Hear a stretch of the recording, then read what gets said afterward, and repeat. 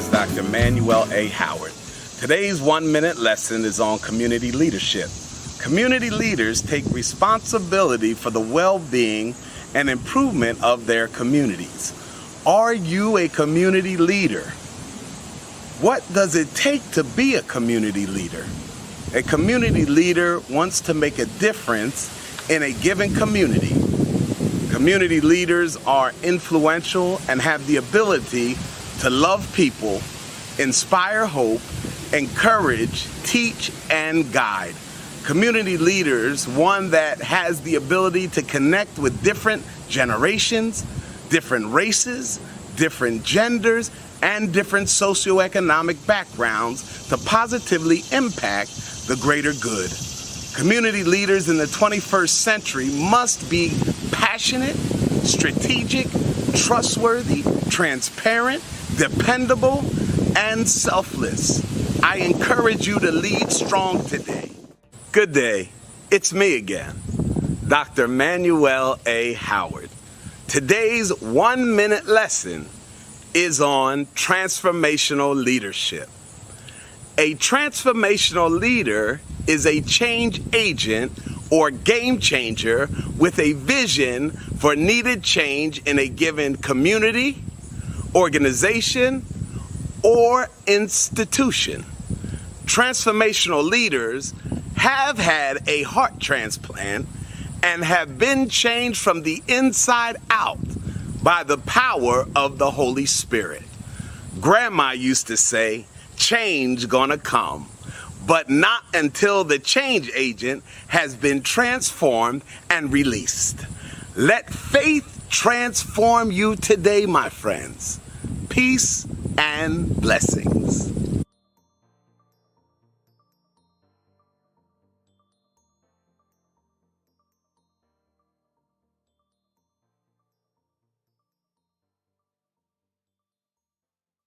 Good day. This is Dr. Manuel A. Howard, your leadership expert, with a 1-minute lesson on the challenges of leadership. Leaders are faced with many challenges, 24/7, 365 days each year. Leaders deal with organizational conflict, poor team leadership, lackluster fellowship, and a myriad of other problems in a given day. Leaders must not be easily moved by emotion. Leaders must look at every side of the problem before making a sound decision. Leaders must be patient in the midst of often chaotic, confusing, and/or hostile situations. Leaders must lead even when they are leading on empty. Leaders must sacrifice time, resources, and even holidays with their loved ones. If a leader wants to remain a positive, impactful change agent, a leader must take care of their physical, spiritual, and mental health. True leaders are overcomers by faith and are built to last. Lead well today, my friends, and may God bless you.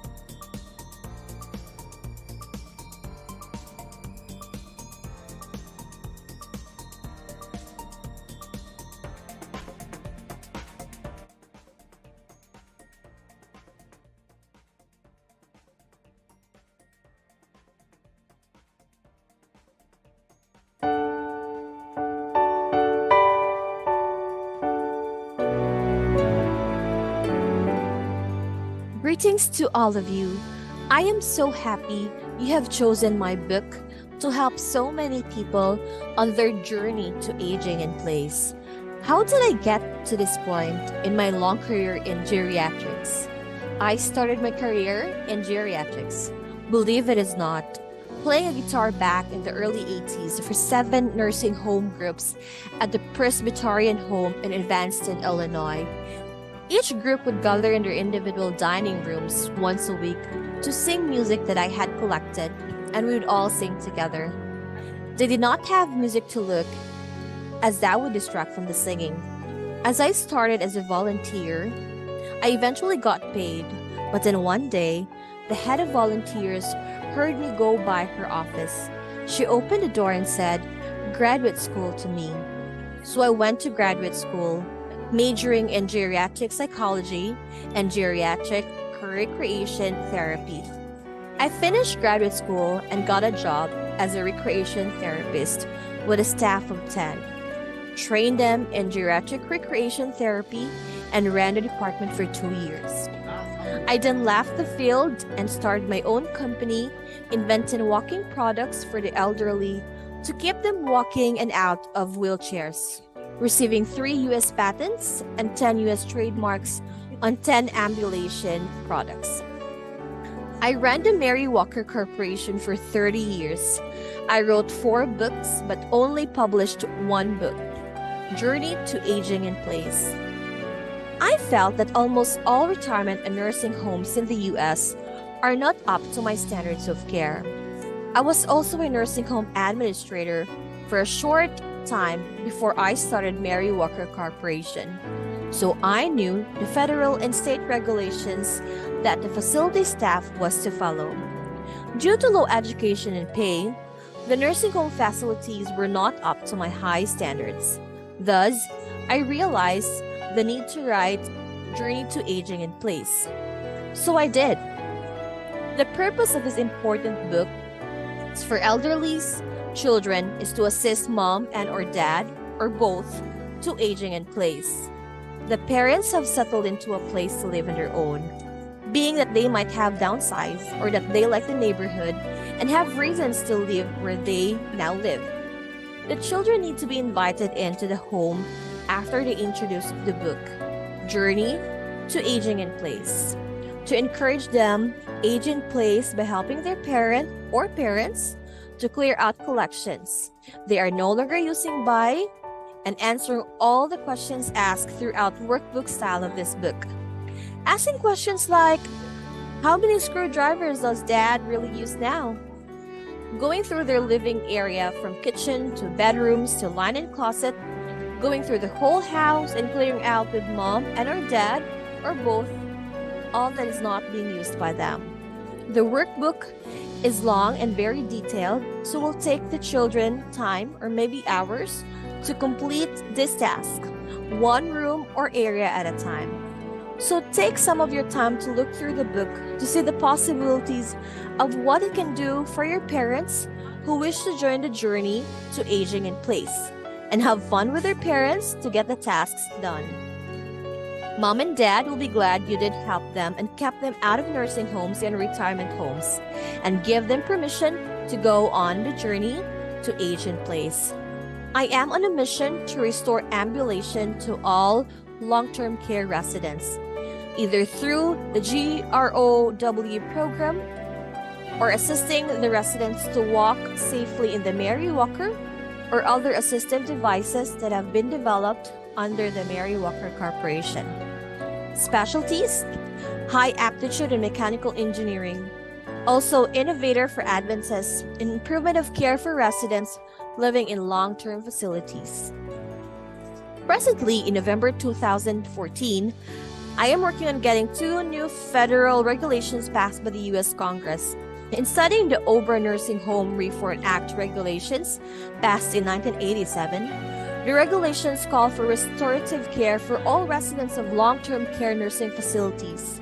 But the regulations do not require that a restorative nurse be on staff in nursing facilities. So during a search of the MDS frequency reports for 2014, it seems that 77% of all elderly living in nursing facilities are kept for extended periods of time in wheelchairs, adding to Medicare expenses by increasing the risk of pressure ulcer formation and injurious falls. The second regulation that needs attention is the use of wheelchairs. Wheelchairs need to be redefined as to use. To be used only when a medical diagnosis has been determined for an elderly person with a non-reversible medical deteriorating diagnosis such as MS, Huntington disease, ALS, late-stage Parkinson's disease, and etc. Most nurses do not know that 1.7% of muscle mass is lost per day while an elderly person sits in a wheelchair, and that within 3 weeks without direct intervention, that person will never walk again. So in order to greatly decrease Medicare expenditures, elderly must be exercised daily in prescribed exercise programs overseen by trained restorative nurses. If more information on this topic is of interest to you, please contact me.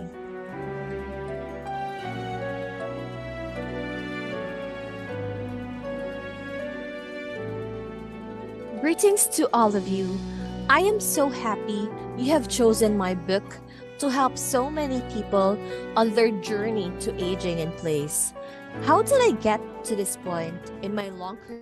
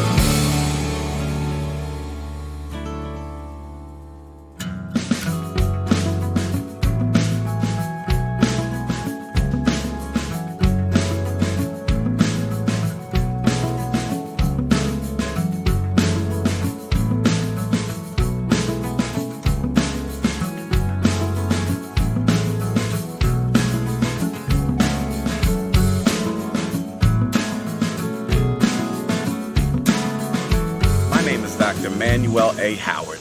Today's 1-minute lesson is on community leadership. Community leaders take responsibility for the well-being and improvement of their communities. Are you a community leader? What does it take to be a community leader? A community leader wants to make a difference in a given community. Community leaders are influential and have the ability to love people, inspire hope, encourage, teach, and guide. Community leaders, one that has the ability to connect with different generations, different races, different genders, and different socioeconomic backgrounds to positively impact the greater good. Community leaders in the 21st century must be passionate, strategic, trustworthy, transparent, dependable, and selfless. I encourage you to lead strong today. Good day. It's me again. Dr. Manuel A. Howard. Today's 1-minute lesson is on transformational leadership. A transformational leader is a change agent or game changer with a vision for needed change in a given community, organization, or institution. Transformational leaders have had a heart transplant and have been changed from the inside out by the power of the Holy Spirit.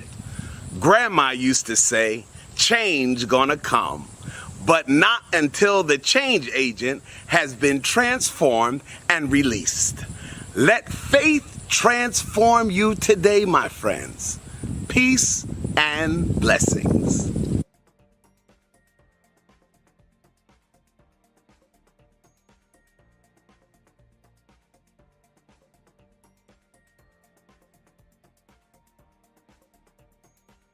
Good day. This is Dr. Manuel A. Howard, your leadership expert, with a 1-minute lesson on the challenges of leadership. Leaders are faced with many challenges, 24/7, 365 days each year. Leaders deal with organizational conflict, poor team leadership, lackluster fellowship, and a myriad of other problems in a given day. Leaders must not be easily moved by emotion.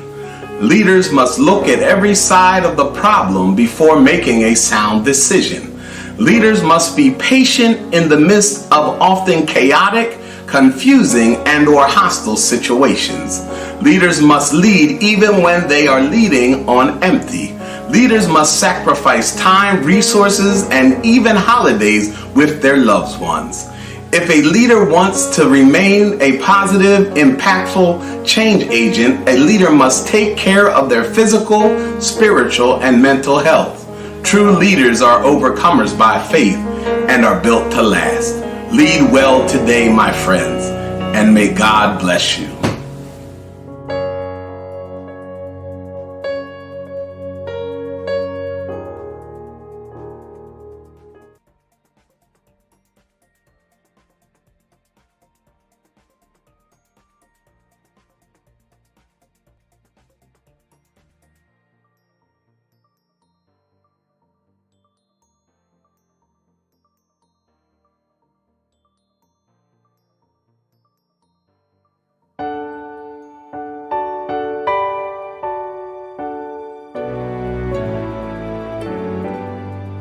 Greetings to all of you.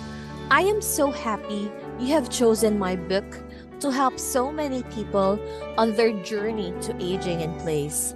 How did I get to this point in my long career in geriatrics? I started my career in geriatrics, believe it or not, playing a guitar back in the early 80s for 7 nursing home groups at the Presbyterian Home in Evanston, Illinois.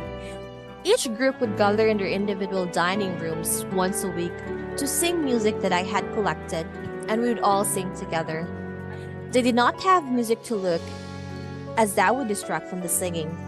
As I started as a volunteer, I eventually got paid, but then one day, the head of volunteers heard me go by her office. She opened the door and said, "Graduate school," to me. So I went to graduate school, majoring in geriatric psychology and geriatric recreation therapy. I finished graduate school and got a job as a recreation therapist with a staff of 10. Trained them in geriatric recreation therapy and ran the department for 2 years. I then left the field and started my own company, inventing walking products for the elderly to keep them walking and out of wheelchairs, receiving 3 U.S. patents and 10 U.S. trademarks on 10 ambulation products. I ran the Mary Walker Corporation for 30 years. I wrote 4 books but only published 1 book, Journey to Aging in Place. I felt that almost all retirement and nursing homes in the U.S. are not up to my standards of care. I was also a nursing home administrator for a short time before I started Mary Walker Corporation. so I knew the federal and state regulations that the facility staff was to follow. Due to low education and pay, the nursing home facilities were not up to my high standards. Thus, I realized the need to write Journey to Aging in Place. So I did. The purpose of this important book for elderlies, children is to assist mom and or dad, or both, to aging in place. The parents have settled into a place to live on their own, being that they might have downsized or that they like the neighborhood and have reasons to live where they now live. The children need to be invited into the home after they introduce the book, Journey to Aging in Place, to encourage them age in place by helping their parent or parents to clear out collections they are no longer using by and answering all the questions asked throughout workbook style of this book. Asking questions like, how many screwdrivers does dad really use now? Going through their living area from kitchen to bedrooms to linen closet, going through the whole house and clearing out with mom and or dad, or both, all that is not being used by them. The workbook is long and very detailed, so will take the children time or maybe hours to complete this task, one room or area at a time. So take some of your time to look through the book to see the possibilities of what it can do for your parents who wish to join the journey to aging in place, and have fun with their parents to get the tasks done. Mom and dad will be glad you did help them and kept them out of nursing homes and retirement homes, and give them permission to go on the journey to age in place. I am on a mission to restore ambulation to all long-term care residents, either through the GROW program or assisting the residents to walk safely in the Mary Walker or other assistive devices that have been developed under the Mary Walker Corporation.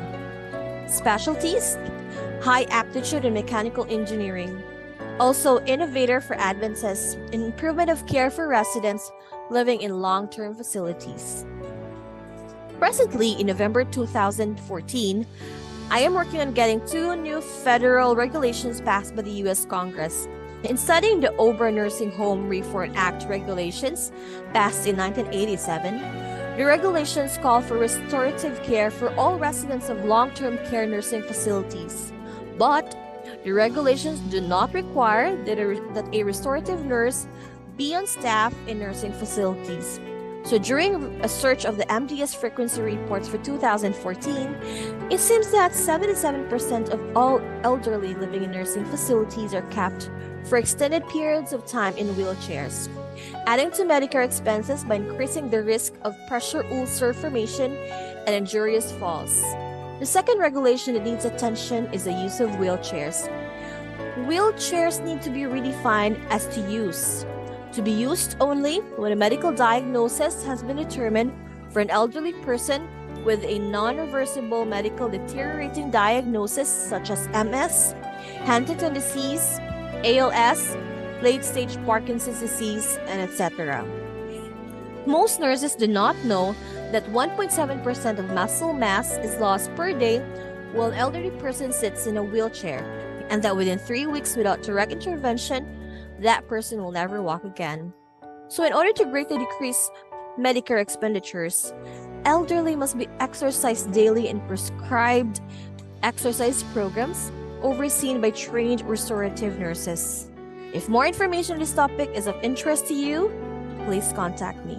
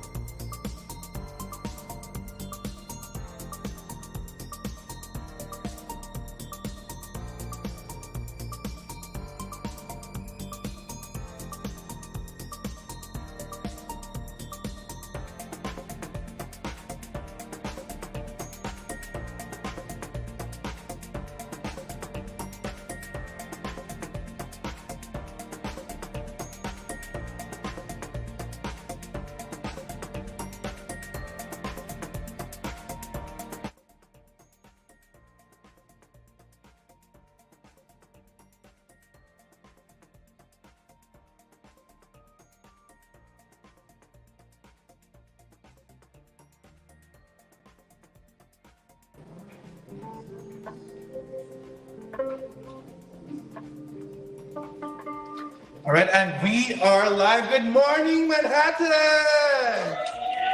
Good morning, New York! Woo! Good morning, world who's watching us right now live. It can be good morning, good afternoon, good evening, wherever you are in the world right now watching. Thank you so much for tuning in.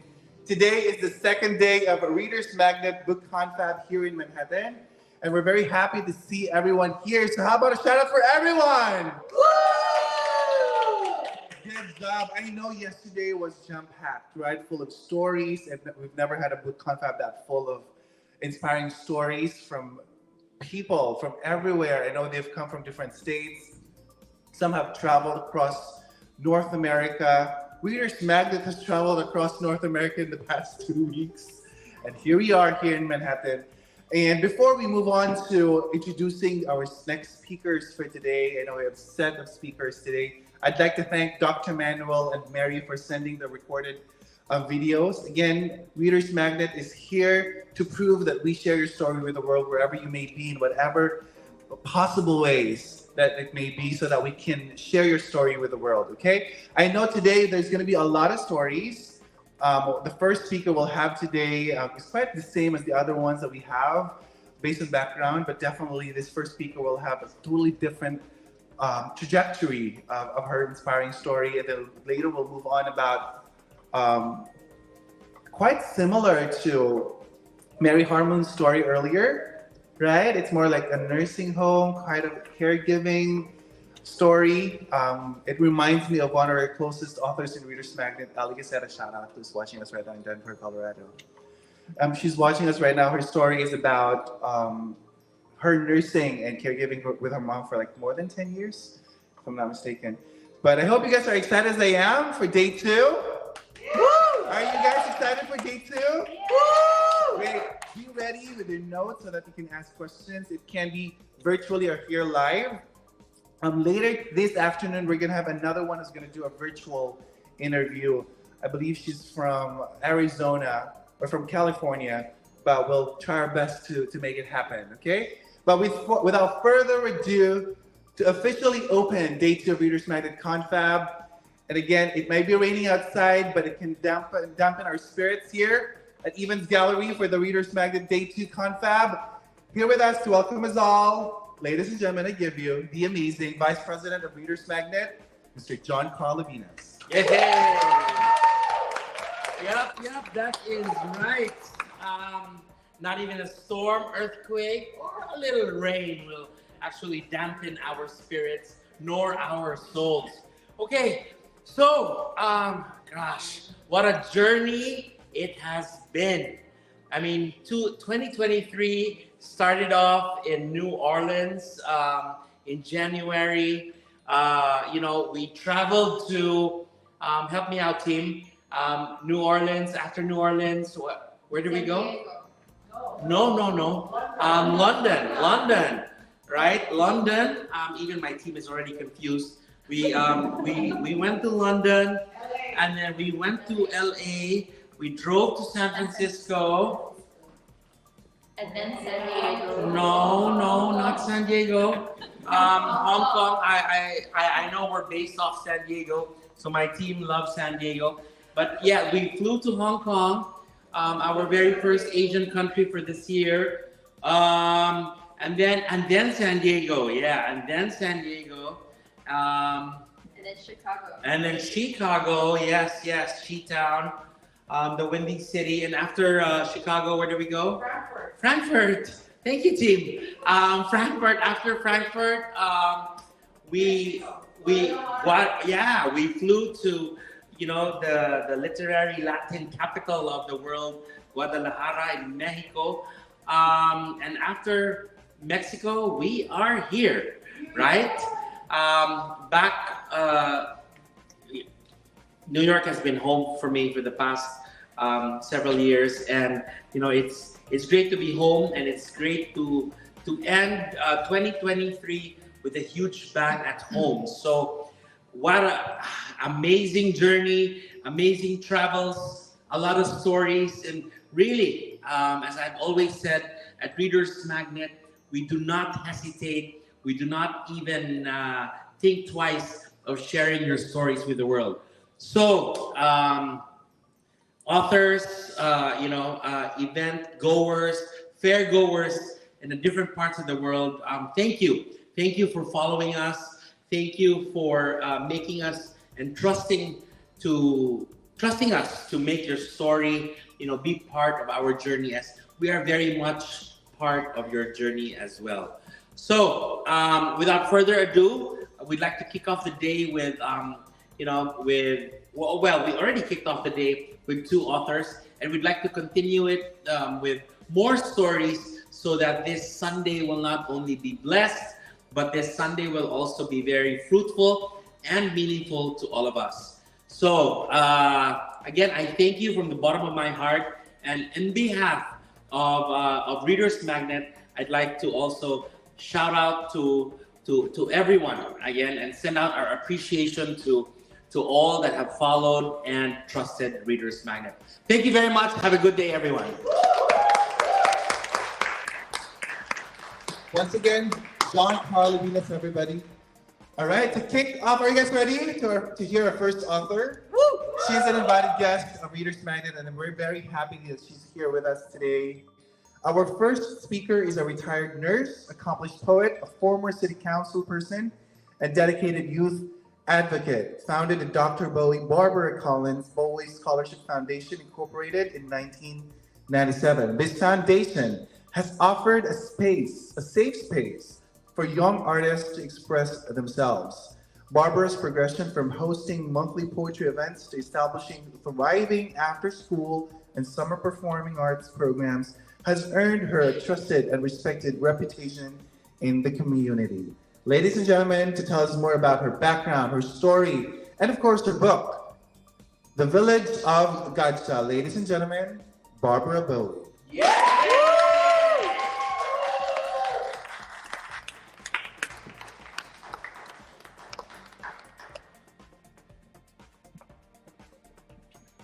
Good morning, authors.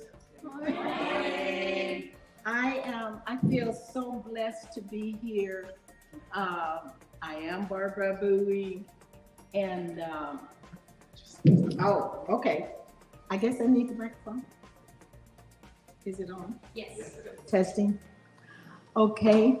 And I have met some wonderful people here, wonderful authors. I've been so inspired myself.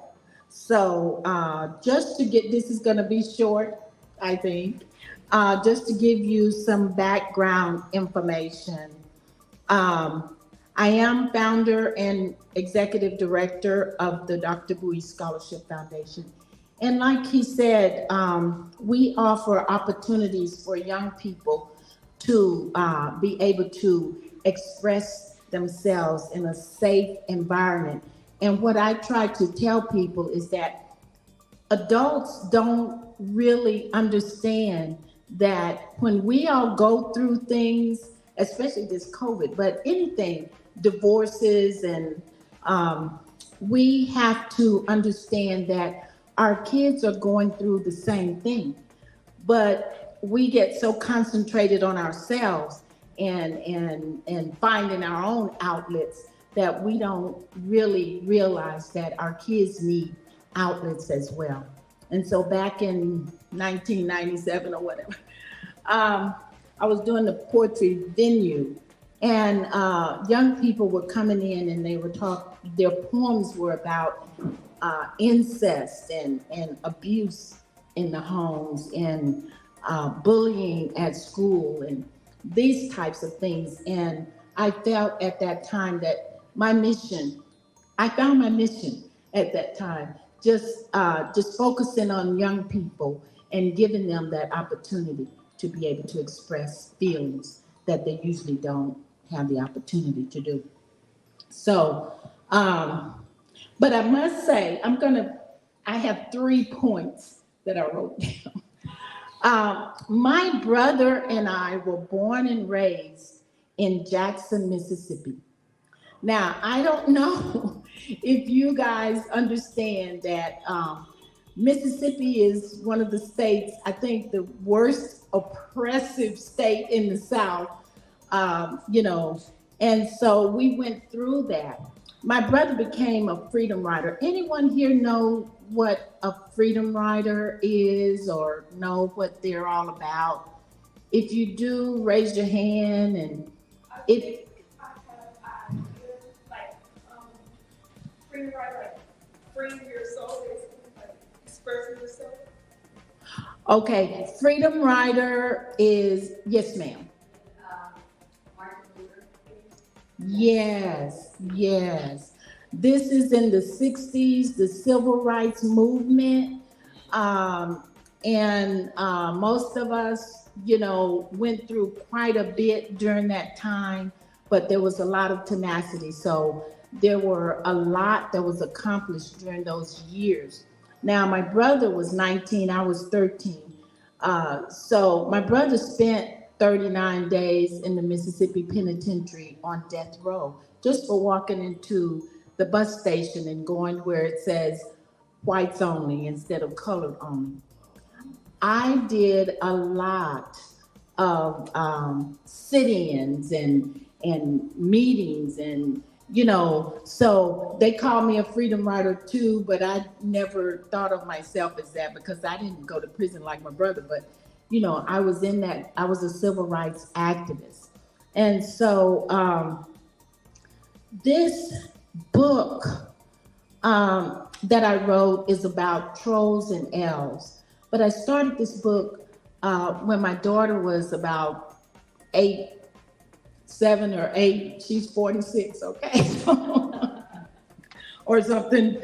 And but you know how second graders do those little books with 2 or 3 sentences, and I put that on the refrigerator and I kept it there for quite a while. My thing was I just wanted to do something with the trolls and the elves. And over the years, I started the book, and over the years, it just evolved. And so it turns out that it comes out at a very important time because it focuses on, it's like a journey, the trolls and the elves, a journey of oppression and hatred, divisiveness, bullying, you know. But the book is a book that kids can read and understand how to, what they would need to do to tackle, you know, hatred and bullying and all of that. And yeah, and it teaches kids the importance of prayer, loving one another, which is kind of hard for kids in, you know, elementary and middle school, working together in a positive way. And so what I wanted to do was write about a situation such as what I'm talking about, but in a way that kids could identify not just with the problem, but also with the characters. And so, you know, my main characters are Elf Charity and Mon Troll. And those are the two who were oppressed by their own people.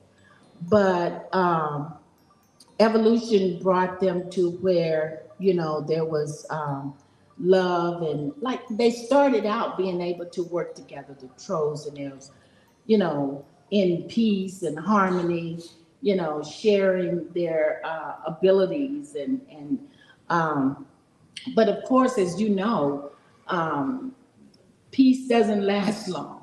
You know, things happen, and then people are, you know, they get involved in trying to help the situation as it gets worse. And so, but eventually, you know, most people will understand that through prayer, faith, you know, loving one another, which is something that we need to revisit right now, loving one another and doing things for each other, helping each other, as opposed to the negative things that are going on. There's a lot of what I don't understand is killing of youth. Back in my day, we didn't have, there was a lot we went through, you know, but there was no obvious killing of young people, and so every day it's like a slap in my face to see the things that are going on. Because back in that day, people would say, why did you get involved with the civil rights movement so young, 13? And, it's like you're not doing that for yourself. You're doing this for the generations to come. You want to do it for your kids and their kids and their kids.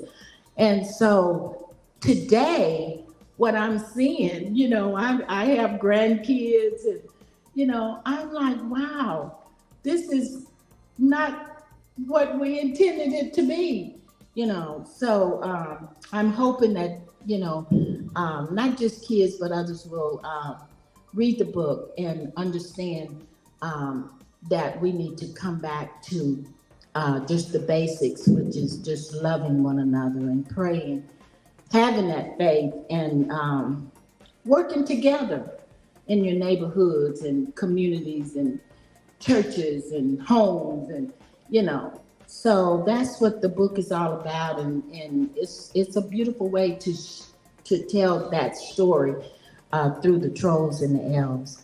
And so that's basically what it's all about. Any questions?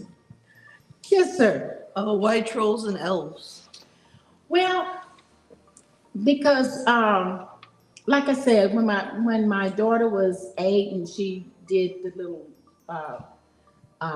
second grade book, she just did trolls and elves, and it just connected with me at that time, and I just did it because of that.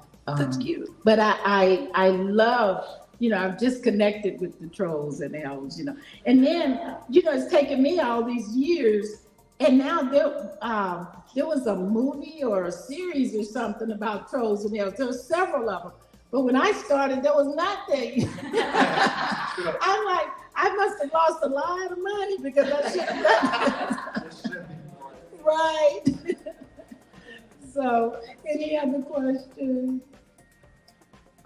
Yes. Well, first, they clearly stole your ideas. So, so I think that like a fantastical children's book is a really interesting way to kind of deliver like that sort of lesson. And I'm kind of wondering, was that a very conscious choice for you to try and use like a fantasy children's book to tell that, to sort of teach people? It's been so many years that I've been working with kids. And working with kids, I know, some of the things they need, some of the things they've expressed, all of that. And so I wanted to do something for kids, of course, but I wanted to make sure that they're understanding their surroundings and understanding what's going on and having the ability to speak about it. But we do performing arts after school and summer programs. So music, dance, art, drama. I do the drama with them. We do musicals.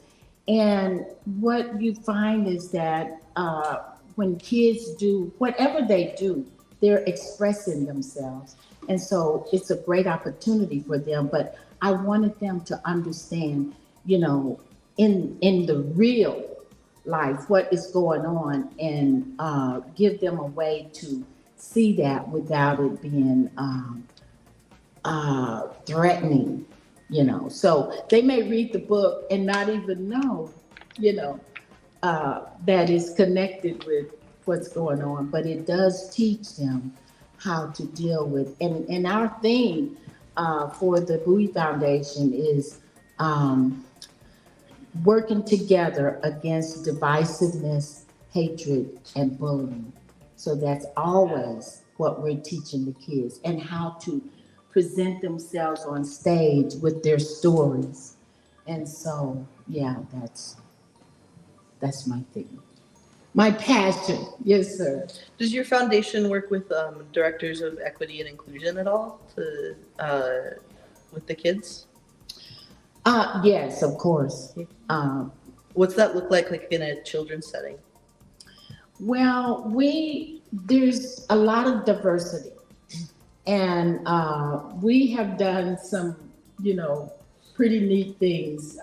We back in the day, I can say that because I've been doing it a long time.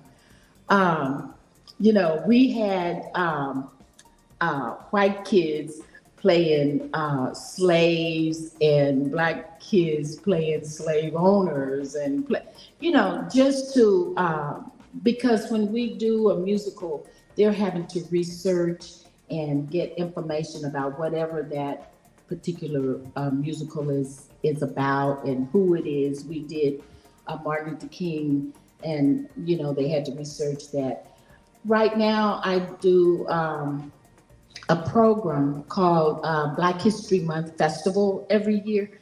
And what I do is I bring other freedom riders into whatever community or city we're in, and we do youth summits.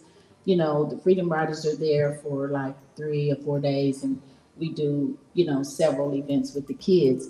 And so we're always inclusive, of everybody. We, it's not just about blacks. But then when you say black, a lot of people just think it's just for blacks, and I've had to say to people, no, that's not what we're about. So we're very inclusive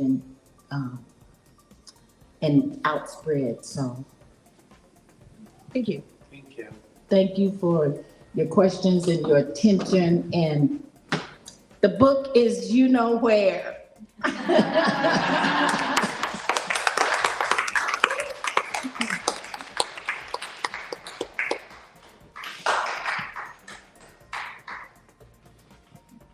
How about a round of applause for that? Another round of applause for Barbara Bowie. Thank you so much, ma'am. And maybe this is something that we'll also have Barbara address later. So we're very interested to know where Gotcha is, or is that a fancy village, or? I did want to let people know the meaning of Gotcha. Yeah, it's coming from one of our viewers. So where is Gotcha? Or Okay, the meaning it's about the meaning of Gotcha. The elders left where they were because of the peace was disturbed, and they found another place. They founded that place, and Gotcha means, and it's their meaning, falling into the hands of God. And that had to do with one of the babies falling off one of the rocks and, being saved, and they gotcha, so they christened that village Gotcha. And I like that. okay. It just came. Yeah. All right. Another round of applause, please, for Barbara. Thank you so much. Again, now we're down to our first featured author of the day for the second day of the ReadersMagnet Book Confab. Our first speaker considers herself as a triple threat. She's an author, speaker, and a caregiver, coach, and educator. And as a caregiver expert, speaker, trainer, and coach, Vivian brings light to the most important and difficult responsibility that any person is asked to do. To be the caregiver charged to plan, provide, and fulfill the wishes of those they love through the final days of their lives. Vivian's book, Mommy Philosophies, is a heartfelt testimony of the love and trust of a mother so great that she would leave her life in the hands of her daughter, and the daughter's commitment to honor her mother by being her caregiver and fulfill her final wishes. And here to tell us what she learned and who she became during her caregiving journey, ladies and gentlemen, I give you the author of Mommy Philosophies, Ms. Vivian Diane Geary. A round of applause.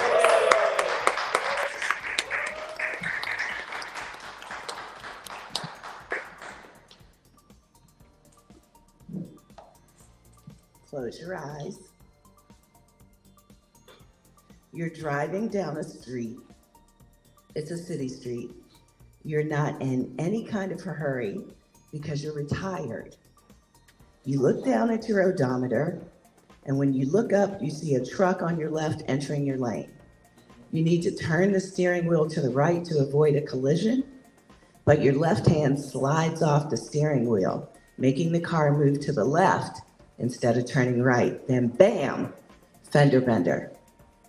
You notice there's something wrong with your left arm, and an ambulance takes you away. Okay, now open your eyes. You're 40, you're not retired. As a matter of fact, you're at your office working and your phone rings. Hey, you need to come home. Your mom had a stroke. Former First Lady Rosalind Carter was noted saying that there are only 4 types of people in the world: those who are caregivers, those who have been caregivers, those who will be caregivers, and those who will need a caregiver. I'm Vivian Geary and the author of Mommy Philosophies, Lessons I Learned from My Mom During Caregiving. Because of my experiences with my mother, I began caringforfamilycaregivers.com to help family caregivers navigate through the challenges of caregiving. I'm a certified caregiver coach and strategist, speaker, and caregiver educator. And it all began with All Is Well. My mom was fine 1 minute, and within 24 hours, she had had a series of TIAs, which are mini strokes, and 2 significant brain bleeds that left her left side paralyzed, left her with incontinence, left her without inflection in her voice, and left her without the ability to shed tears. I know, right? The brain makes some crazy connections. Undiagnosed high cholesterol, undiagnosed diabetes, and managed high blood pressure were the underlying causes of her stroke. As a family, we rallied around her on her road to recovery. She wanted to learn to walk again and get back to her life, living independently in her home in Maryland. My mom had already chosen me to be the keeper of her important papers, and I was a signer on her checking account, so I kept her bills paid while she concentrated on getting better. We didn't have all the answers, but we had a pretty good start. After 5 months of therapy in a rehab, my mom learned to walk again with assistance. The incontinence was permanent. She couldn't feel the urge to go, but she could tell you after she had gone. And medication management was now a new way of life. She would never drive again because of her left side deficit, which means your brain doesn't recognize that you have a left side. We had modifications made to her home so she could live on the first floor of her 2-story house with a basement. It wasn't ideal, but it was what she wanted and what she had been working toward. She wanted to be around her friends and family in a familiar setting. My older brother and his family moved from Texas back to Maryland to oversee her care. And during that year, I traveled back and forth from Florida to Maryland to be with her. Mommy's friends stopped coming to visit. Phone calls were few and far between.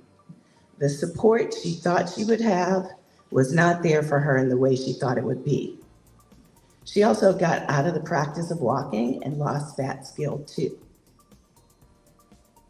So when my brother decided to resume his life back in Texas, we asked my mom where she wanted to live, and guess what she picked? I wasn't ready for my mom to choose me because I planned parties for a living. At the time, I had been an event manager for over 15 years, and I planned logistics and managed people. I didn't have a plan for my mom to come and live with me. All I knew was how to help people have fun. And soon I learned what I didn't know. I didn't know how to change an adult brief. I didn't know how to administer insulin. I didn't know how to get a hospital bed in your own home. I didn't know how to transfer a person from a bed to a wheelchair. I didn't know that I would go through 3 agencies and literally 47 home health aides to eventually find the 4 women who would end up taking care of my mom for the rest of her life. I didn't know some of my friends were actually home health aides in their younger years, and they didn't tell me that until I was really in a bind and I needed somebody to stay with my mom when I worked late nights. I didn't know how hard it would be to be included in the medical appointments for my mom, and that she didn't tell the doctors everything that they needed to know. I didn't know how many of my friends would think I was crazy for not putting my mom in a facility and instead taking care of her myself. I didn't know how to help craft a new life for someone who had been uprooted and transplanted in a new city with me as their only friend. I didn't know how many of my friends would stop coming to visit because they felt uncomfortable around my mom. I didn't know that my brothers would feel like they were off the hook after helping for 1 year. And I did not know that this journey would take 12 years. I also didn't know who I would become by answering the divine call to be a caregiver.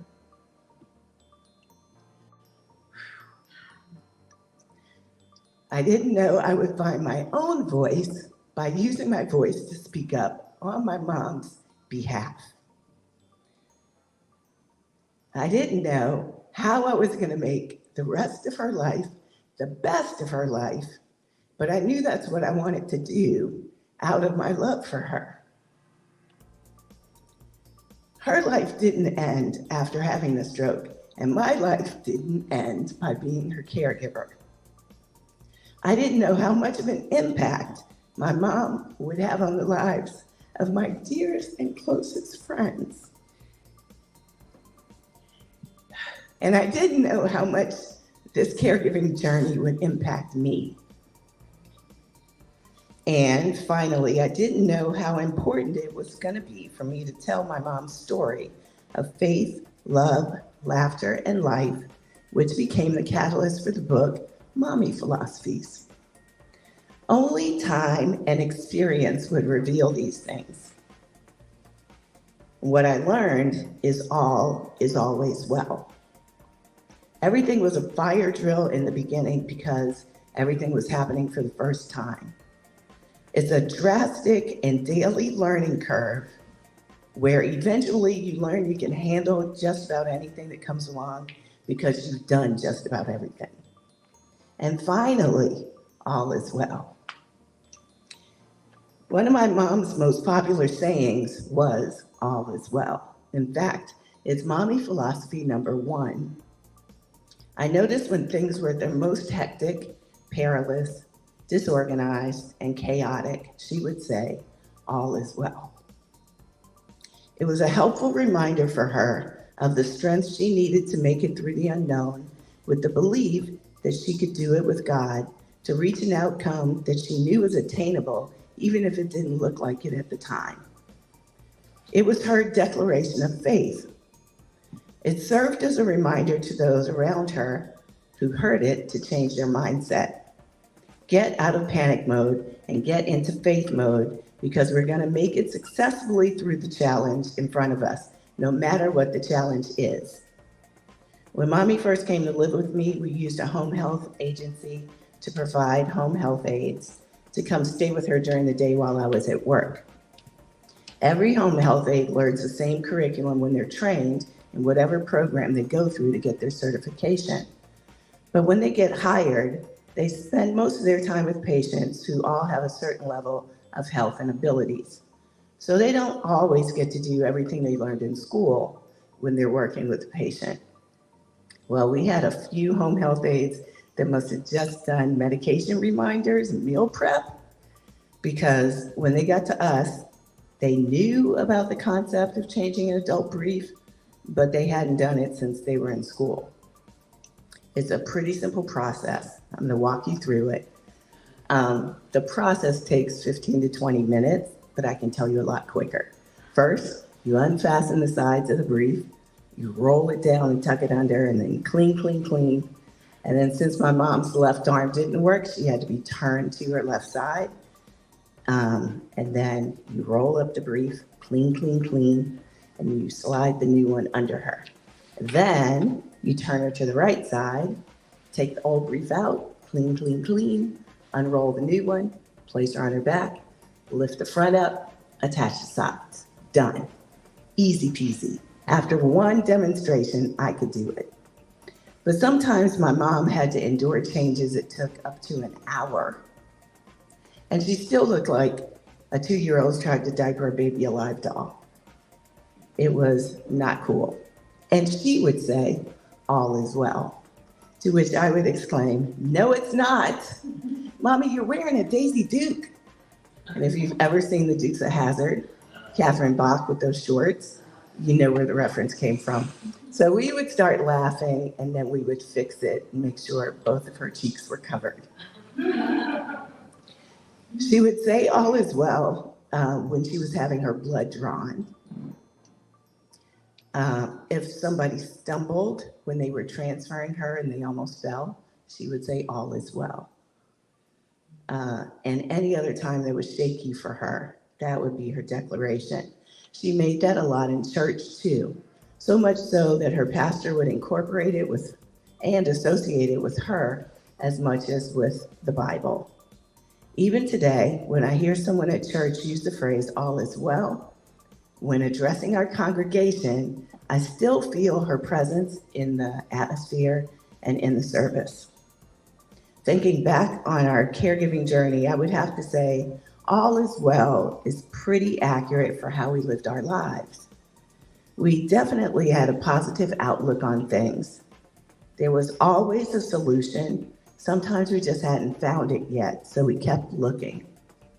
My approach was always to tackle things of importance in order, breaking down daily activities by asking, what's the most important thing? That kept me from getting overwhelmed and helped me manage Mommy's expectations for the day ahead. I still had to work, and she still needed care whether I was there or not. We figured out a lot of things together, but it was my job more than hers to get it together. And along the way, I realized that caregivers and those we care for need guidance and a plan. We need more than a hug and a prayer. I gathered my notes that I'd been keeping from the day me and my mom started this journey, and I became a certified caregiver coach and strategist. As a caregiver coach, here's what I know now, and I hope it helps somebody here today who's also been divinely called to be a caregiver.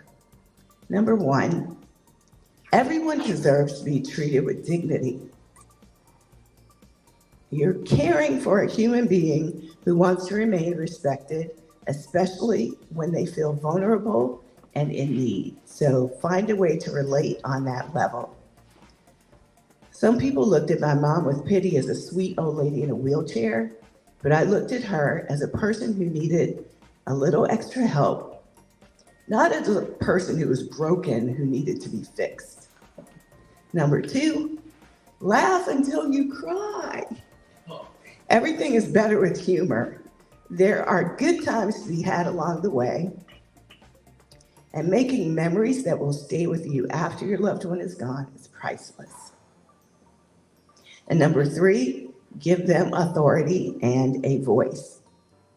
I encourage you to put as much decision-making power in the hands of the person receiving care as they are capable of taking on.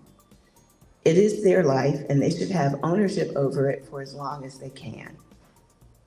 And kind of why I wrote my book, just because my mom no longer sits at the dinner table doesn't mean I stopped hearing her voice. All of her sayings that sometimes made me giggle and sometimes made me growl were really her musings and philosophizing about life's little lessons that I might not have paid attention to if it weren't still playing in my heart. I couldn't let her voice end just because she's no longer here. I thought of her grandchildren and her great-grandchildren and the future family that deserve to know her, and that if they do some quirky things like eating pancakes for dinner, they probably got it from her. I wrote Mommy Philosophies because I wanted to share who Grandma Eleanor really was. I wanted her grandchildren to know how encouraging and determined she was and how they carried her gifts inside of them.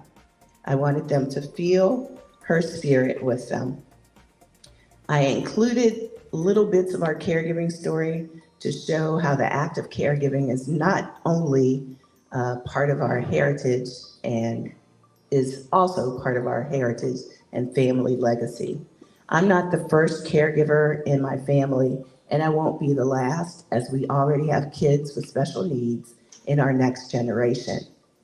It's important to me to model for them and others who need to know how to create a culture of care. My book is also my tribute to my mom for choosing me for the biggest challenge of my life. Being my mother's caregiver changed my life forever and hers too. But somewhere in her heart, decades before that terrible day with the car crash, she chose me. And I knew it, and she knew it. It's the greatest compliment and responsibility to share care for someone to the end of their life. Mommy Philosophies is my way of keeping her close. They may be her philosophies, but the book is my love letter from the daughter to her mother, who knows her mom made the right decision choosing her to care for her, who thinks about her mom every day, and who wouldn't have missed a single day they spent together. So in the spirit of my mother, Eleanor Geary, and her words, all is well, I would like to leave you with 3 gifts. First, the gift of knowing you don't have to do it alone. Find your caregiver tribe. There are a lot of people out there doing the job of family caregiving in their own homes, and they're just a few clicks away with a variety of online support groups now available, including mine at caringforfamilycaregivers.com. You can be part of my tribe. It's free.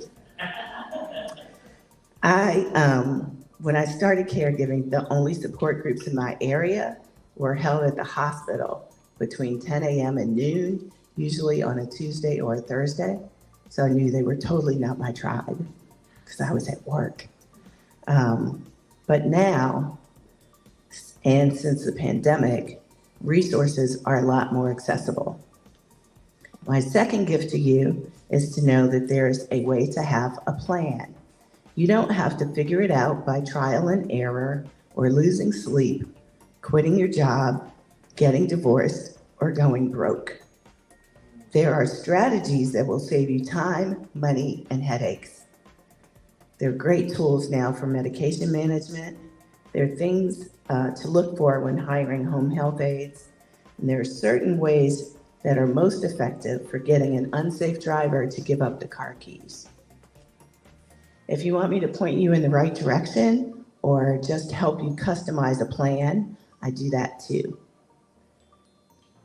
I know what you need because I've been where you are, and now you don't have to stress yourself out or stress your loved ones out. And my third gift, maybe the most important, I give you the gift of self-care. I am encouraging you. I know you're doing your best. You should be so proud of yourself for stepping up and doing this. It's the hardest job you'll ever love. It's tough and it drains you physically, mentally, and emotionally, and you can't pour from an empty cup. So you owe it to yourself to take care of yourself. You need to feel good about you and what you're doing and who you are as a person. So you have my official permission to put yourself at the top of your to-do list and choose whatever makes you happy as your number one top priority, always. I know that putting yourself first may be foreign to some of you. You need practice. So visit my website, caringforfamilycaregivers.com, and download my free 10 tips for family caregivers to get you started on the right track. You can follow me on Facebook at Caring for Family Caregivers and my new Instagram site, caring_for_family_caregivers. If you're a caregiver or you know one, get my book. If you're the daughter or son that's going to be picked to be the caregiver, get my book. If you lost someone you love, your mom, dad, grandma, or a good friend, and their voice still lingers in your heart and in your mind, get my book. And if any part of my story resonated with you, then come find me and let's talk on the break. And I do have 4 books with me, so if you want the autographed copy, today's your lucky day. And if you're ready to change your caregiving life for the better, I can help with that. And I would like to thank Reader's Magnet for allowing me to share my story with the world during this book talk. Mommy Philosophies is a collection of my mom's wisdom, tips, and little sayings that she taunted, teased, and tormented me with during the time that we were together during caregiving. It's all the little things that create life's legacy, and I caught those little nuggets and captured them in my book. I started with her philosophy that all is well, because no matter what adversity she faced, my mom lived by all is and will always be well. So I'll end our time together right where I began with Mommy Philosophy number 1. Because no matter what adversity you face, may you receive the lesson I learned along my caregiving journey with my mother, that indeed all is well.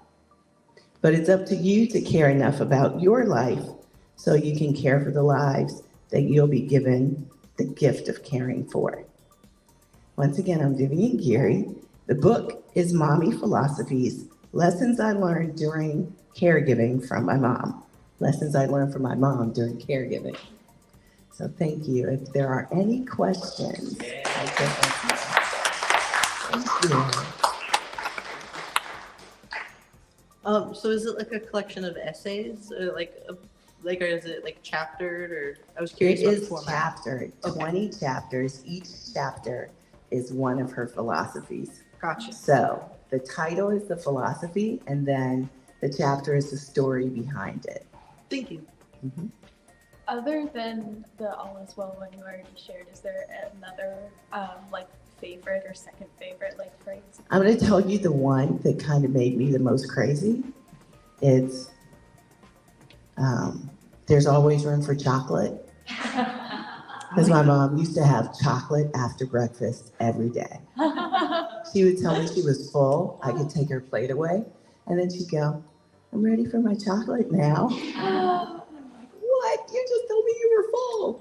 And as I mentioned, she was a diabetic. So we had to balance that. So it was sugar-free chocolate. And a portion was 3 pieces. So she could have 1 after breakfast, 1 after lunch, and 1 after dinner. Oh, so many questions. How did the people in your life react? Like, if you had a partner at that time, if you had kids, to that change, like when you had to start caring for your mother? So the question was, how did the people in my life react or change during my caregiving? And the reference was to partner, children, other family members, right? Mm-hmm. I got divorced while I was caregiving because there was just too much of a conflict. So this guy thought he was number 1, and I know my mom is number 1. And we had this little power struggle, and he lost. So, all the kids, I have 8 nieces and nephews. They're all very supportive because they love their grandma Eleanor. So they got new jobs. Every time they came over, I gave them something new to do to help her. Any other questions? So what happened to your career events? What happened to my career in events? I am 32 years with my company, so I was able to caregive and keep my job. Thank you, Universal Orlando. More supportive than your ex-husband. Yes, my workplace was more supportive than my ex-husband. So, was there anything you would, I mean, in hindsight, now that you gathered your thoughts and really compiled a great book, was there anything you would have told yourself before you entered this particular journey? So the question was, looking back, is there anything that I would have told myself at the beginning now that I'm here at the end? Or did you regret anything? Or do I have any regrets? So, I am a positive person, so from the beginning, I was like, I got this, I can do this, I can do this. Yeah. And so when I came up to stuff I didn't know, I was like, I can't do this, I don't know what to do, but I'm gonna do this. So I was always researching, always trying to find the answer, always trying to make it the best I can make it for her. And anybody who knows me will tell you the same thing, because I employed everybody that I could to make it the best experience for her. And I don't have any regrets, because every time I got upset and yelled at her for things that weren't her fault, I would go back and apologize instantly. And then we'd keep moving forward. There were times when in the middle of the night, okay, this is the way my mom used to wake me up. She would turn the volume on our TV up to 80 or 100 to wake me up. And I would go into her room, turn the volume down, and ask her what she needed. And sometimes she was like, can you change the channel? And then other times she needed a change. So I would, tell her, I need 1 second. I'd go in my room and scream into a towel, and then come back and give her change and make sure she was all set so I could sleep the rest of the night. So I don't really have any regrets, because I tried to fix my errors in real time. And the second part of that question. The question has a second part. Yes.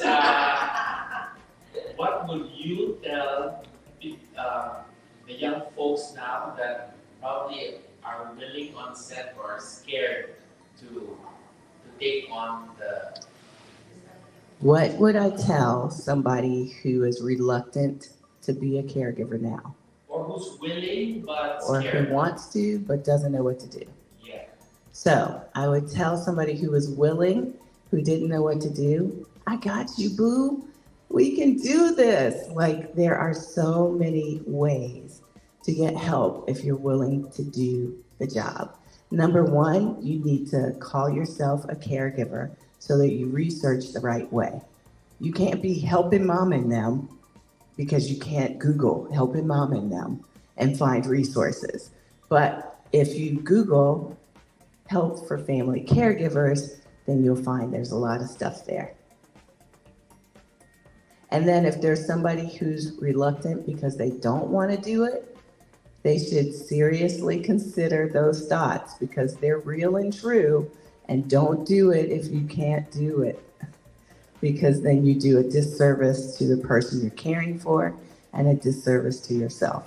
So be honest and true to your own feelings. But if you're just scared, there's help for that. If you're not equipped, then don't do it, because it's not a good situation for either party. Any other questions? One more. You were talking about self-help during the process of caregiving. What was the best self-help you go through for yourself? What was my best self-care during my active caregiving years? Ooh, um, it was a lot of, there were a couple different things because self-care covers your entire being. So sometimes you need to rest your brain. Sometimes you need to activate your brain. Sometimes you need to rest your body. Sometimes you need to activate your body. Sometimes you need to feed your spirit and your soul by putting all your best friends around you. And sometimes you need everybody to go away so that you can be silent, right? So the best things that I did, number one, I bowl every Friday night and I never stopped bowling. And I went to nationals every year, just like before I was caregiving and now after, I still do the same thing. It was the best thing to be able to get out there and beat the crap out of those pins. Oh my gosh. Sometimes I would just get strike after strike after strike because I just had to get it out. And my mother, I would tell her, okay, I'm going bowling. It's Friday night. I'm gonna go beat the boys, make them cry, and take their money. So she used to tell me, isn't it time for you to go bowling? Go get that money. Go beat those boys. So she was encouraging too because she knew that if I wasn't happy, then we couldn't have a happy situation. And she would be trying to tell me to go places. And then the other thing was appreciating a fine white wine. I love white wine, and I can tell you all the different varietals now after 10 years of caregiving. Any other questions? Okay, well, thank you so much. Be sure to pick up the book.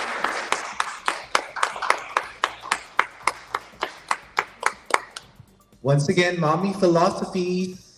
We have Vivian, Diane, give you a round of applause. Thank you. Now, before we take a break, we have another amazing featured author for today. She is a Jay Shetty, certified life and success coach who specializes in emotional wellness and transformation coaching. And through her online school, Samsarga, she offers coaching guidance, mentoring, and support to empower women who have gone through toxic relationships and lost their true identity, thereby helping themselves to rise above self-doubt and become self-reliant. Her coaching services have been featured in online magazines such as New York Weekly, CEO Weekly, Influencer Daily, Kivo Daily, and Disrupt Magazine. Her school also offers online courses in Sanskrit, Reiki training, as well as vocal and Vina classes. And she's the host of the talk show, The Peace Bridge, on Voice America, a mentor and wisdom, an Usui certified Reiki master, a speaker, Udemy Sanskrit instructor, with over 10,000 students across 142 countries. She's a blogger on Medium and Core Spirit and an Indian classical musician. Ladies and gentlemen, to tell us about her background, her inspirations, her work, and her book, Wisdom of the Unshakable. Ladies and gentlemen, Amrita Kailas. A round of applause.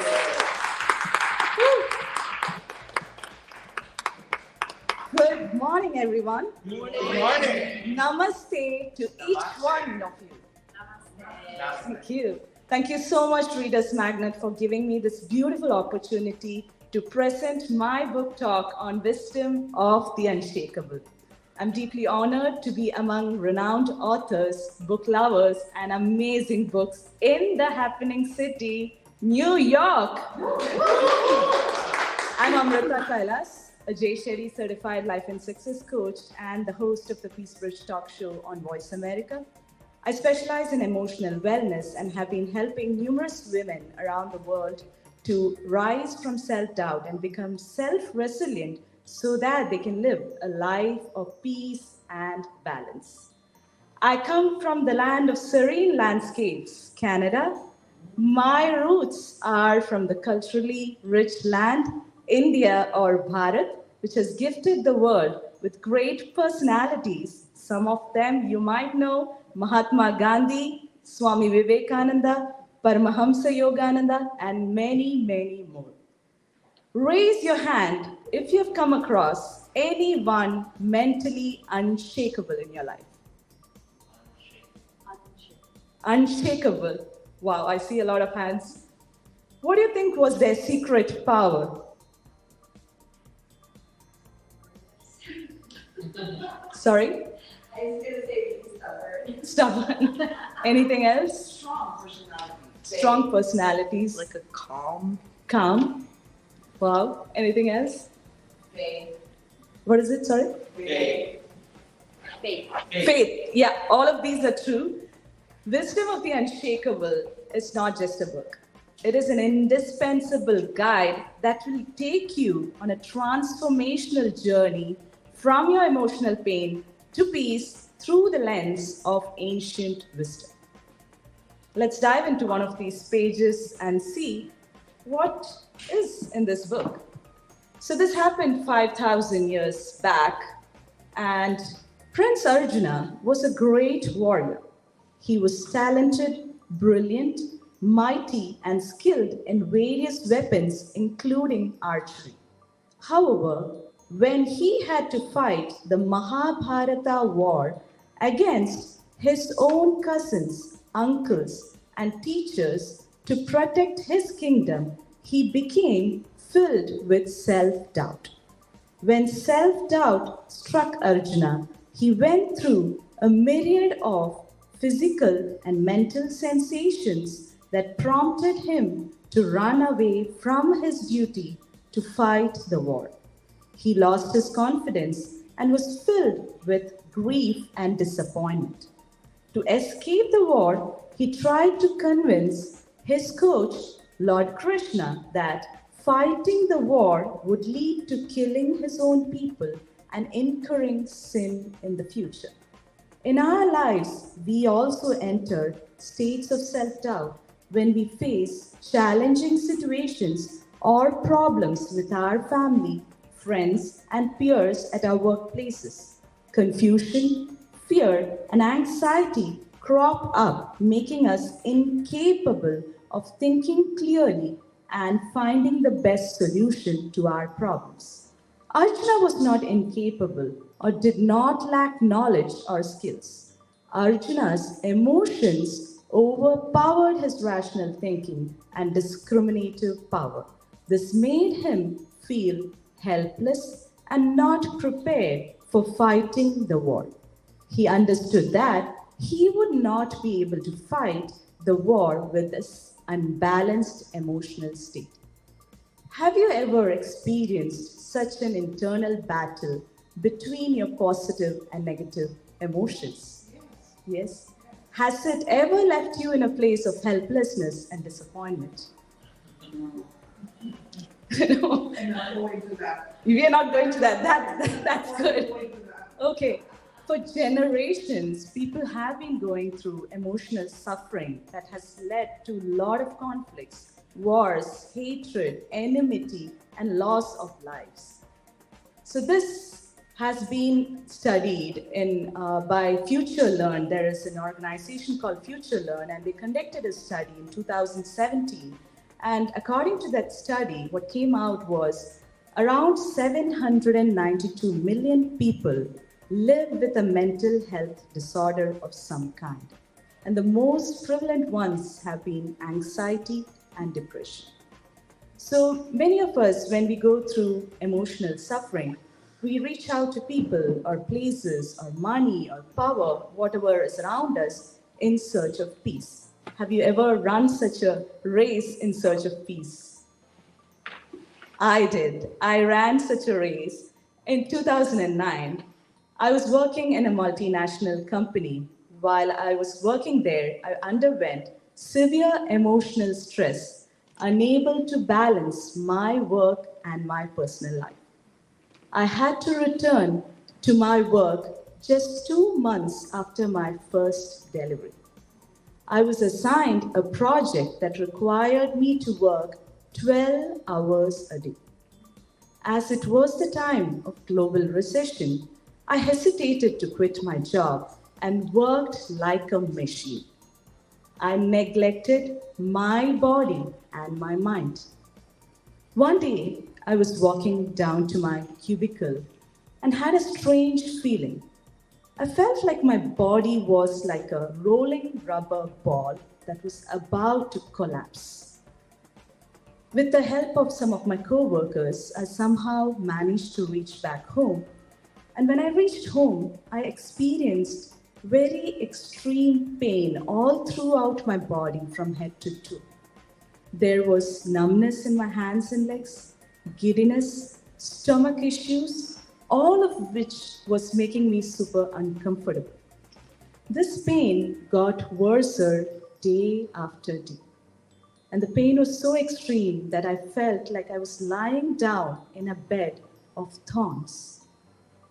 When this pain got aggravated, I just took some temporary drugs to make myself feel better, but that did not relieve my pain. And day after day, this led to me to a place where I became completely bedridden. I was unable to do even the simplest chore of brushing my teeth by myself. I was completely dependent on my family members. I reached out to various physicians and came to know that I was going through acute cervical spondylosis at the age of 28. 5 out of 7 vertebrae in my neck was degenerated. The physicians laid down their hands and said that even a spine surgery would not bring me back to normal physical health condition. When I heard this news, I was devastated. I came back home helpless and quietly went down and lied down in my bed. This was when my mother came next to me and asked me a very profound question. With deep concern, she said, "Do you want to lie down in this bed as a sympathetic figure forever, or do you want to get back to life?" With rolling tears falling off my cheeks, I did not utter a word, but inside me, a strong voice said, "I don't want to give up." I began reflecting on my suffering. Many weeks passed, and one day I realized that the physical suffering was the manifestation of my own emotional pain.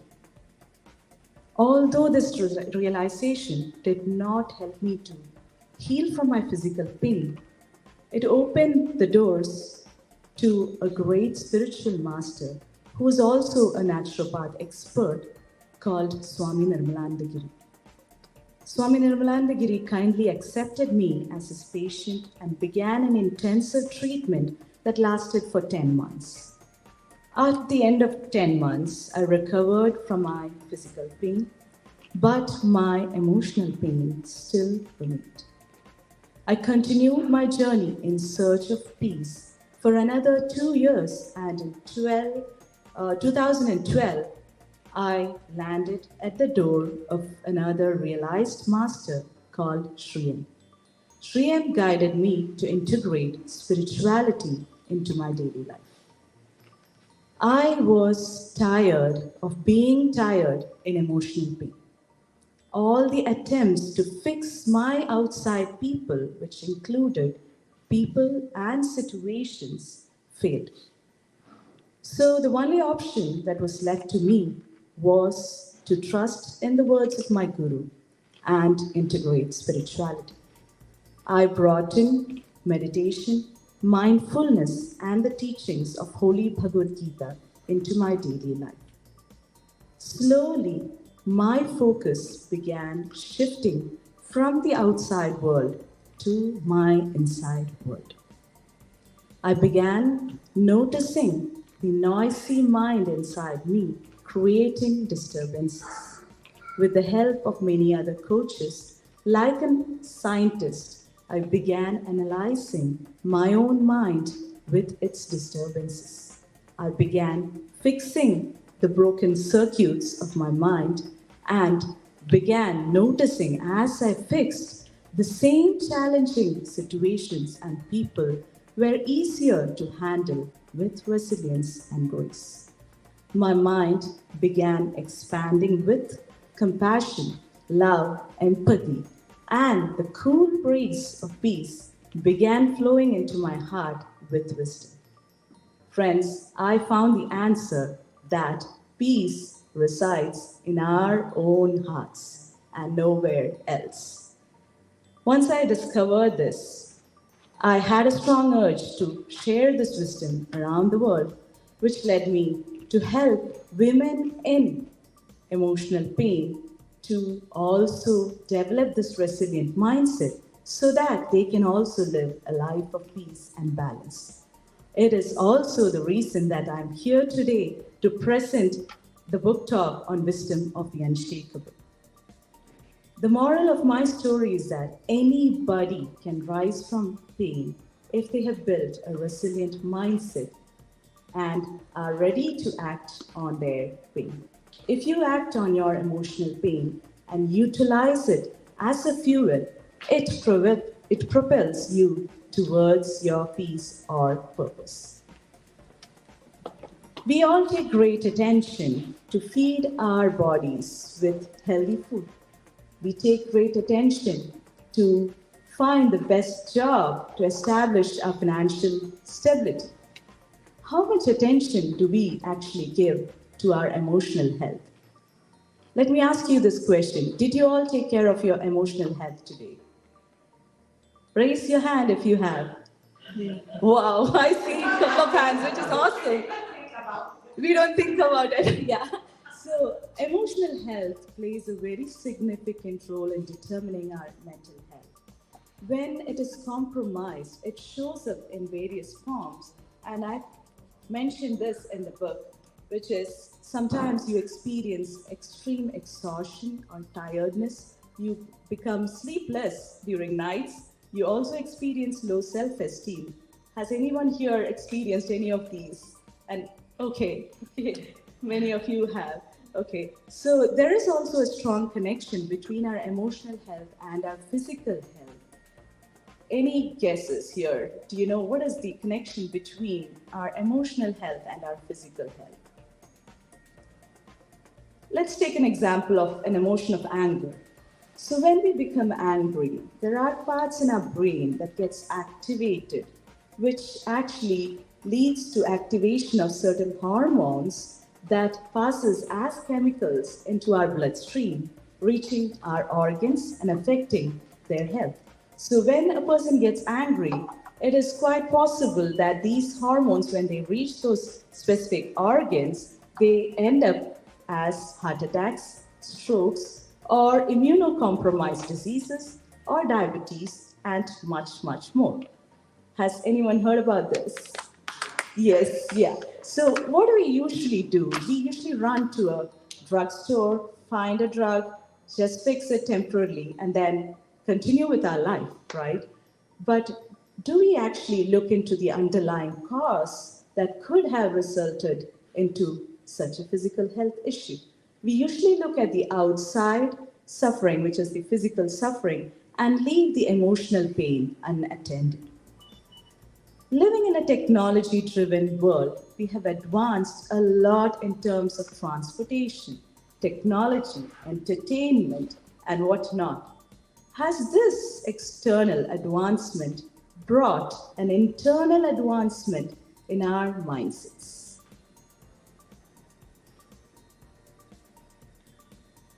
Has it actually brought any difference to our mindsets? If we look at the lives of extraordinary personalities who have made great contributions to our world, we will notice that they all had a wonderful intelligence that allowed them to create magic in the world. Where do you think they derived this extraordinary intelligence from? It is from our inbuilt supercomputer called the mind. Our mind is the powerhouse that has incredible potential to tap into the higher intelligence. We all don't see the world just through our eyes, but through the lens of our minds. You all may agree if I say the statement that when our minds work at its best, it creates wonders. When it works at its worst, it creates dangers or chaos. So there is a popular shloka in Holy Bhagavad Gita which talks about the mind, and I would like to share it with you. It is chanted as Uddharet Atmana Atmanam Na Atmanam Avasadayet Atmaiva Atmano Bandhu Atmaiva Vipuratmanaha, which means you have to uplift yourself by yourself because your mind is your friend and your enemy. Yeah. So, how can we train our minds so that it becomes our friend rather than our enemy? So, 5,000 years back, the mind scientists called rishis discovered the incredible potential of our mind to be able to tap into the higher intelligence. They recorded the secrets to training the mind in scriptures like Vedas, Upanishads, Holy Bhagavad Gita, Puranas, and much more. They shared it across the world so that we can also integrate them into our life to make our lives a beautiful experience. Let's try this exercise together, which I've also mentioned in my book.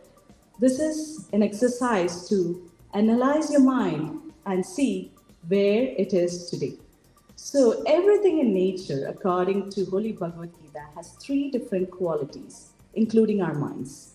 So let me share this with you, which is tamas, rajas, and sattva. These are the 3 qualities. And tamas refers to the state of mind which is inactive or which is going through grief, depression, procrastination, lethargy, and more. Now, rajas refers to the state of mind which is in action, and positively it shows up in the form of courage, determination. Anything else which you can refer into? Courage, determination. What else have you experienced when your mind is in positive action? Passion, yeah. Anything more? Happiness, yeah. Creativity, yes, excellent, yeah. So those are when your mind is in action positively. Negatively, any guesses? Anxiety, very good, yeah. Stress, yes. Fear, worry, yeah. Anger, overthinking, yeah. All of these are when it is going through negative rajas. Now, if we look at sattva, sattva is a place of balance. Your mind is balanced, completely focused, and going through a state of compassion, peace, and love. I would like you to take a moment to look into your minds as we speak and analyze where do you see your mind today in? Is it in tamas, rajas, or sattva? Which state do you normally find your mind in? Depends. Okay, just for the moment, where you find your mind in? Is it in tamas? Is it like bored? Or in a state of depression? Or is it in a state? Interested. So in rajas, okay, one of you is in rajas, and what about others? Rajas, okay. How many of you would love to be in the place of positive rajas and sattva every day? All of you. Okay, that's wonderful. So we all would like our minds to be in that state. So do you think we have to train our minds to get there? Yes. Yeah. So in Wisdom of the Unshakable, I show you how to train your mind so that you can live your life in that positive state with peace all days throughout your year. So Wisdom of the Unshakable is going to share or is going to be helpful if you are looking for ways to manage yourself and your relationships and still want to lead a life of peace regardless of the challenging situations that are happening around you. In conclusion, I would like to share that training our minds is the way to become unshakable to withstand the storms of our life. If you have won the mind, you have won the world. We can reduce the mental health issues around us if we begin to integrate emotional wellness into our daily lives.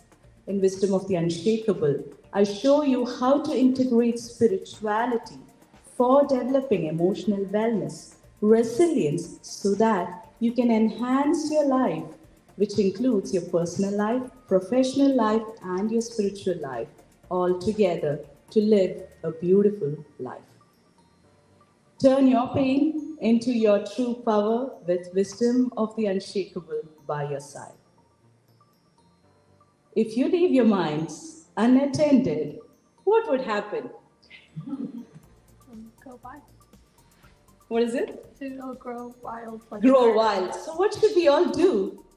Train your mind. Train your mind, yeah. So just like we clean our bodies every day, it is essential to clean our minds to keep it healthy and strong. Let's all strive for that, and may the wisdom of the unshakable ignite your minds with love, peace, and wisdom. Let's all hand hold together to create a world filled with love, peace, compassion, and joy. Before I wrap up my talk, I would like to leave you with a quote and a mantra. The quote is from the great Gautama Buddha. It says, "Peace comes from within, do not seek it without." And this mantra that I'm going to be sharing is a mantra from the Upanishads, and it is praying for the world peace. While I chant this, I would request you to please close your eyes and just have this meaning at the back of your mind, which is, may all be happy. May all be free from illness. May all see what is auspicious. May no one suffer. Peace, peace, peace.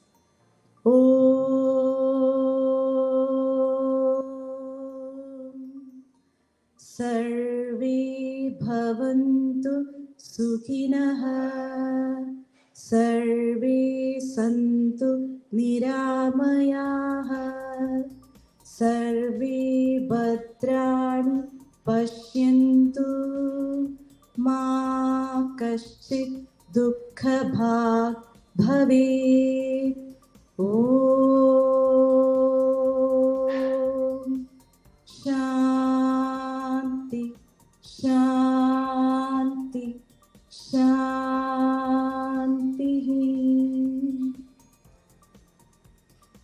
You can all slowly open your eyes. If you're looking for any guidance to rise from emotional pain and lead a life of peace, grab a copy of Wisdom of the Unshakable today to end your suffering and live a beautiful life. If you would like to receive my one-on-one guidance, you can reach out to me on my email address, samsarga.ca@gmail.com, or visit my website, www.samsarga.ca, or follow me on Instagram and Facebook. Instagram, you will find me at awakenwithamrita_life coach, and you'll find my Facebook page, which is Samsargas. Thank you so much for taking the time to listen to me today. I hope you all enjoyed my talk. Thank you to all the Facebook viewers, YouTube viewers, and I appreciate your patience in listening to me. Thank you so much.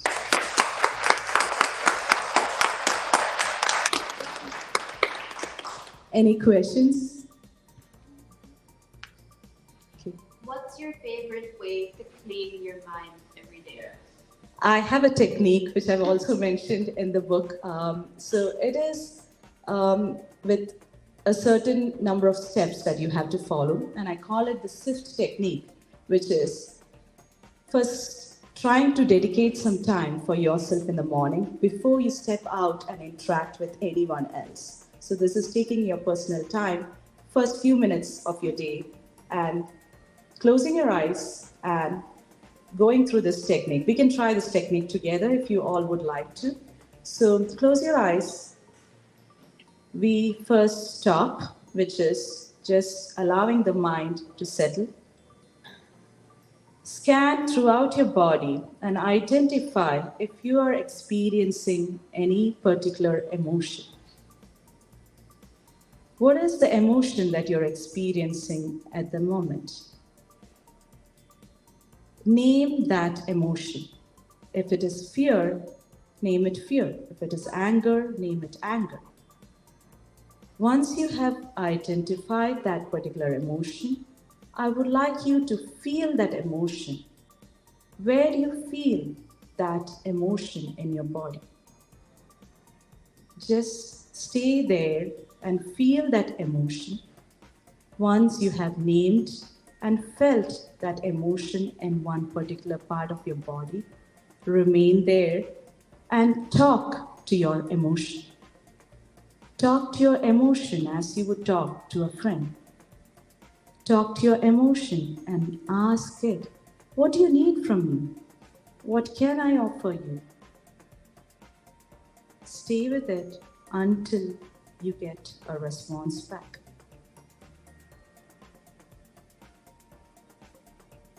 Once you have got a response, based on the response that you have received from the emotion, carry out the action that it needs from you.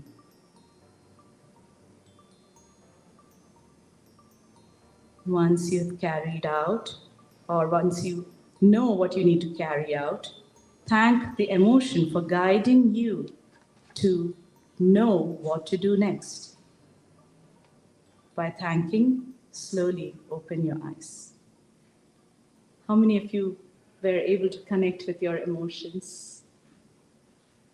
Were you able to talk with the emotion? What was your experience? I don't know. I feel like I'm a naturally anxious person, so I was just like, oh, I can feel like my chest is kind of tight, and like I feel fidgety, and it's like, hey, what's up? And it's just like, oh, we're okay. We just have some energy. We gotta use it, you know. Yeah. So were you able to communicate and understand what it needs from you? Yeah, I think so. That's great. Anyone else? Were you all able to connect? Yes. And what did you feel about the technique? It's interesting because I've never thought of personifying an emotion. Yeah.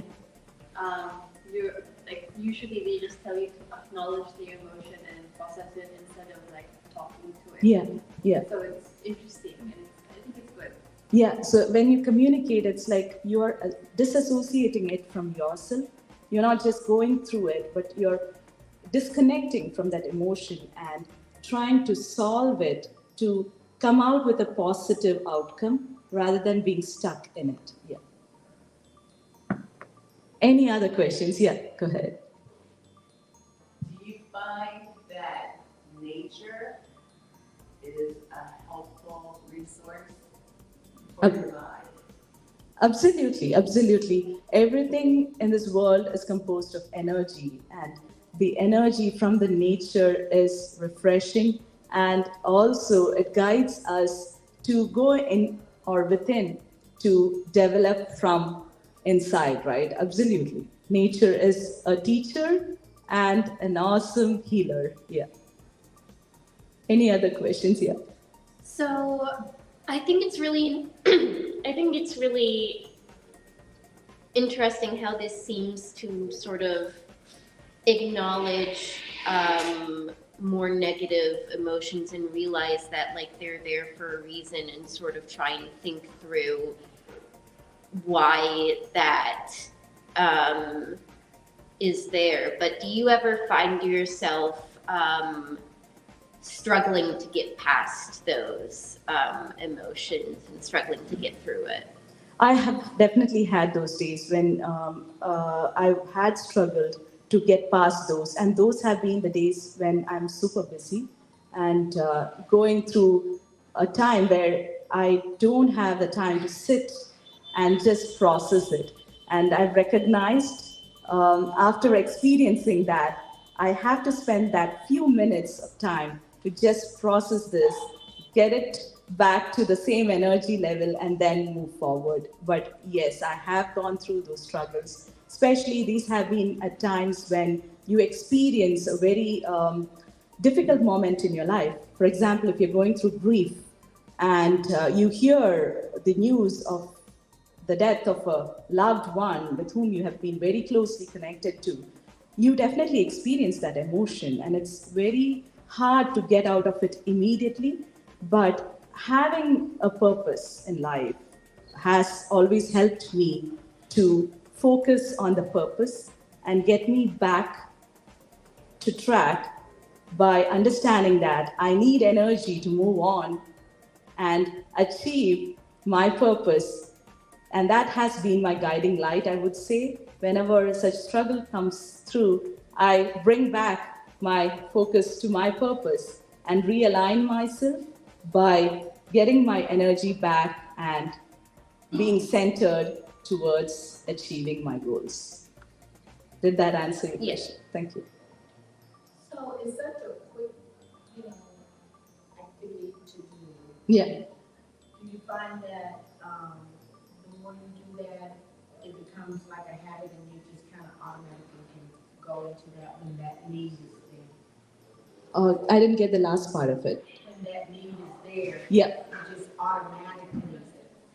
Yeah, do you automatically get into the habit of doing this exercise? Yes, you do.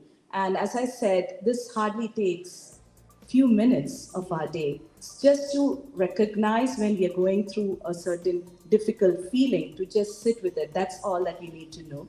We need to be aware that, oh yes, I'm going through a difficult feeling. I just need to sit down and do this exercise. And after I published this book, this particular exercise has been super helpful to a lot of readers who came back and said that, hey, this has become a part of our routine now because we find it very easy to do. And it is also something that we know that there's a toolkit here available to do rather than just leaving that emotion there and carrying on. Yeah. Yeah. How do you encourage or inspire others to do their best? Mm-hmm. I do it through my coaching sessions where people come up with a lot of emotional baggage and they have this difficulty to initially go in and clean their minds because nobody likes to look into themselves. They like to look in the outside. So it's difficult to actually get them to do in the beginning.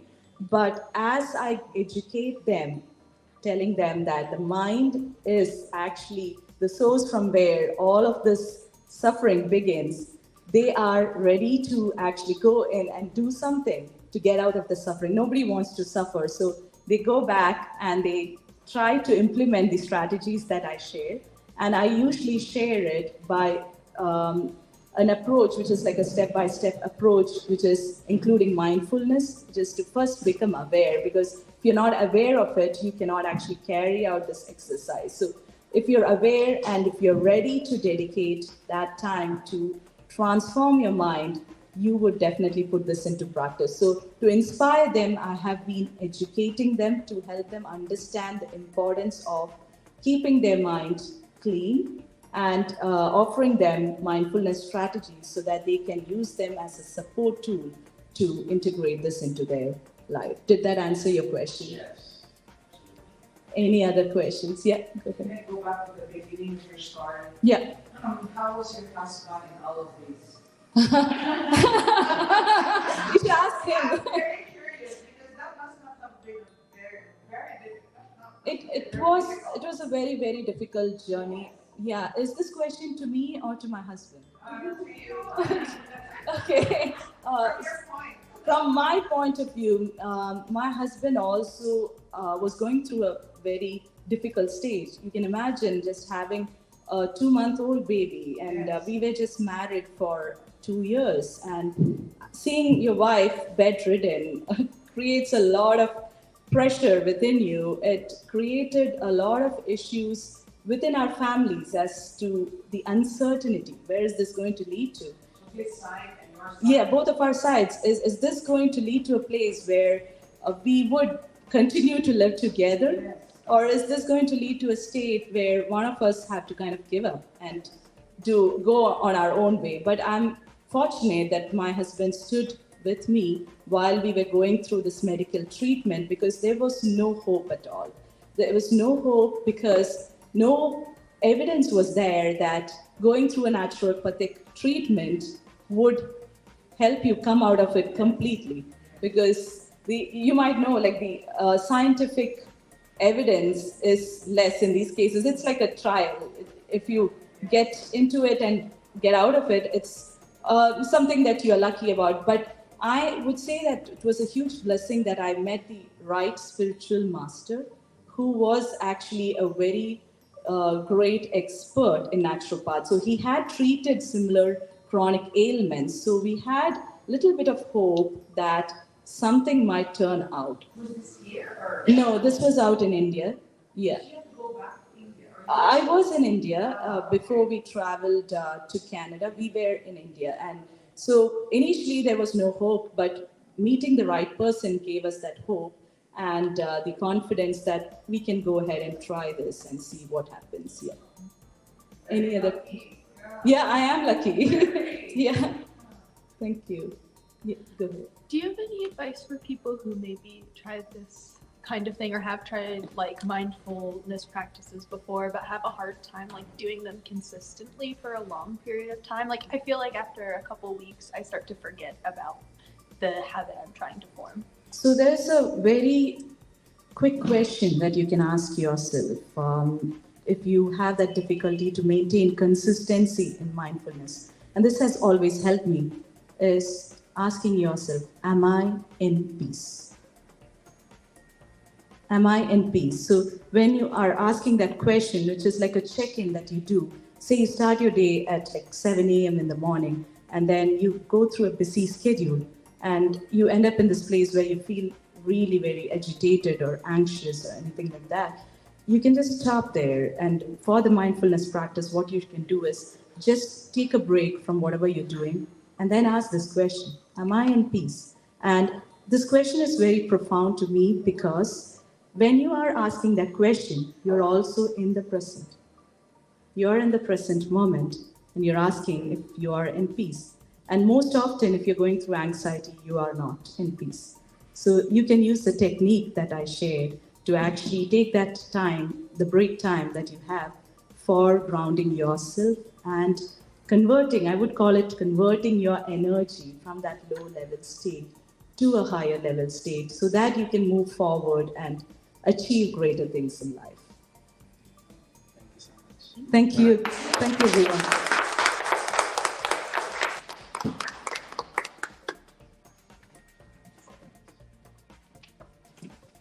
The wisdom of the unshakable. Once again, Ms. Amrita Kailas, thank you so much.